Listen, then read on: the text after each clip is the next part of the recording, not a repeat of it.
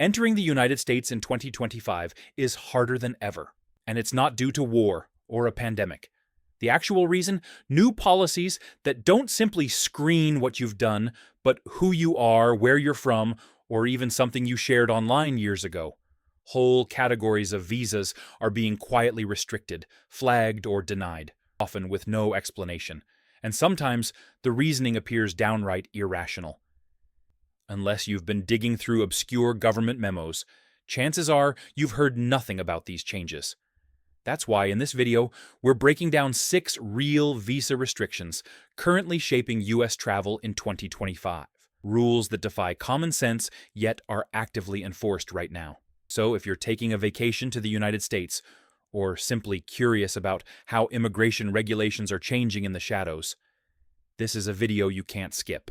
Before we begin, give that like button a click and subscribe so you're in the know on stories most people will never get wind of. Now, let's begin. Number 6. Canada. Flagged for staying too long. For decades, Canadians had the simplest access to the U.S. No visas. No significant vetting.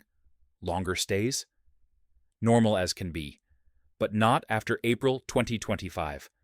The Department of Homeland Security slipped in a new rule that makes it mandatory for any Canadian who remains for more than 30 days to report their visit with a special government form known as G325R.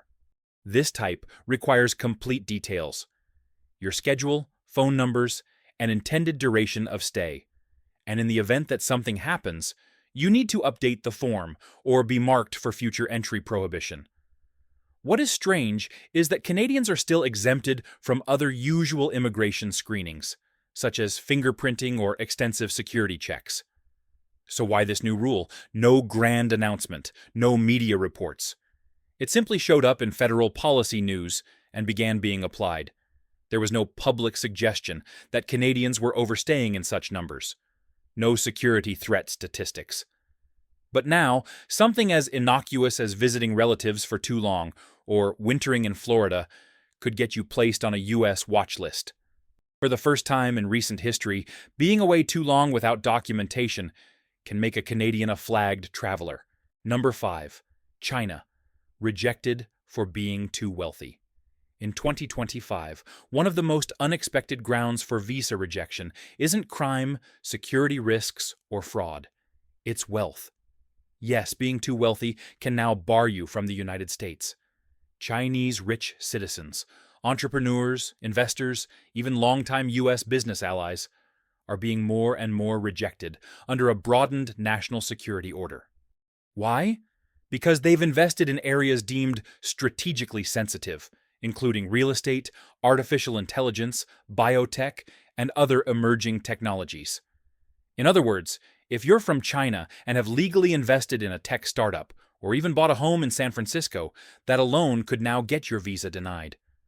What's shocking is that many of these individuals had been traveling to the U.S. for years without issue. But in 2025, success itself has become a red flag. Immigration officials now apply sophisticated financial risk models to determine so-called influence risks, even if there is absolutely no proof of wrongdoing. And here's the surprise. These individuals don't receive a detailed explanation if they are flagged, merely a denial code. No interview, no appeal. This policy was introduced under the banner of protecting national interests.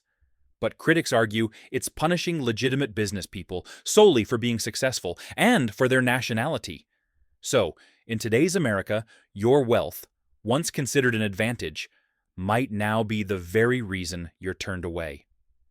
Number 4. Russia. Banned over a meme. Picture being excluded from visiting the U.S. due to a meme you enjoyed years ago. Sounds absurd, right? Well, for most Russian citizens in 2025, this is now a fact. As part of new State Department screening protocols, all applicants for visas are checked through AI-powered automated social media reviews. These platforms review years' worth of publicly available content, tweets, likes, posts, and comments, marking down anything deemed politically sensitive. It banned one applicant outright after the system found that 5 years previously they had liked a satirical meme that criticized U.S. foreign policy. That's it. A single like on a joke in the middle of a geopolitical argument. No criminal history, no visa infractions. Just a meme, and it's not a solitary case. These days, Russian visa applicants for tourist, student, or business visas are being rejected for what the government deems ideological mismatch with American values. The catch? Applicants have no idea which post occasioned the rejection, and they're not allowed to defend themselves. Years ago, visa approval was decided on what you've done. Nowadays, for some, it's decided on what you used to click on, whether you even remembered doing it or not. Number 3. Pakistan. Love isn't enough. In 2025, thousands of Pakistani nationals learned a cruel reality. Being in a real relationship with an American is not sufficient to get you to the United States anymore. The U.S. fiancé visa, technically known as the K-1 visa, was created to enable betrothed couples to reunite and wed within 90 days in the U.S. But that route has silently shut down for many Pakistanis. In the last year, American consulates have systematically denied K-1 visas to Pakistanis, even when couples submit lengthy documentation, photos, phone records, travel, and years of documented exchanges. The official reason? Documentary inconsistencies. But in practice, most of the denials do not reference any particular problem at all. Fiancés are now informed their only choice is to wed overseas initially and seek a spousal visa, a procedure that takes over 1 year and involves much more legal obstacles. The implicit message is evident. The U.S. no longer believes in fiancé visa petitions from Pakistan, no matter how genuine they are. For couples who played by the rules, gathered the paperwork, and built a life together, these denials feel deeply personal. They don't just delay reunions, they destroy relationships. So in 2025, if you're from Pakistan and in love with an American citizen, your relationship might be treated as fraud by default, even when it's 100% real. Number 2. Iran. Born banned. Imagine being forbidden to set foot in the U.S., not due to your actions, but due to where you were born. In 2025, that is the case for anyone born in Iran. Under revised immigration regulations, those born in Iran are automatically added to the U.S. government's National Security Watch List Tier 3. It doesn't matter where you reside currently, which passport you use, or when you exited Iran. Even if you've lived all your life in Canada, Germany, or the United Kingdom, your place of birth could keep you out of the U.S. No interview, no opportunity to defend, no appeal. Most applicants are simply rejected on the grounds of Section 212A, 3B, a provision usually reserved for suspected terrorists. Many of those affected are students, engineers, and academics. Some are dual nationals who haven't set foot in Iran for decades, and who openly oppose its government. None of that matters. This policy doesn't consider your character, your intent, or your history. It makes a blanket judgment based on one fact: where your life began. Maybe the most troubling aspect? No further information required, no criminal history, no illegal behavior. Only a notation on your birth certificate.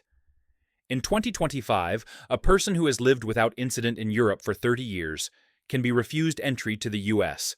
because they were born in Iran. Number 1. Nigeria. $15,000 or nothing. In 2025, Nigeria was the guinea pig for one of the most draconian visa policies the United States has ever enacted. Under a new pilot program, Nigerian citizens seeking tourist or business visas are now required to pay a refundable bond as high as $15,000 before even the approval of their visa. The avowed aim? To discourage overstays of visas. But in fact, this policy has erected an economic wall, excluding thousands of truthful, law-abiding tourists. Here's how it goes down. If you depart the U.S. on schedule and adhere to all visa regulations, the bond will theoretically be refunded. Sounds reasonable? Not really.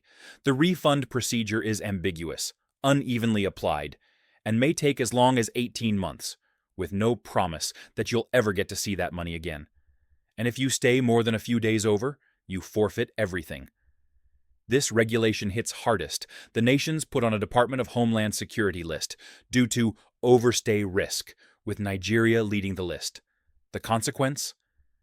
A Nigerian citizen with no crime record, good home connections, and a valid reason for traveling must shell out more than 1 year's worth of salary just to have an opportunity to apply, while people from other countries with exactly the same travel history pay nothing. In 2025, as a Nigerian who wants to travel to America, you're not criticized by your will or integrity anymore. You're criticized by how much you're willing to sacrifice. These 2025 new visa regulations aren't only complicated, but also inconsistent, unjust, and intimate.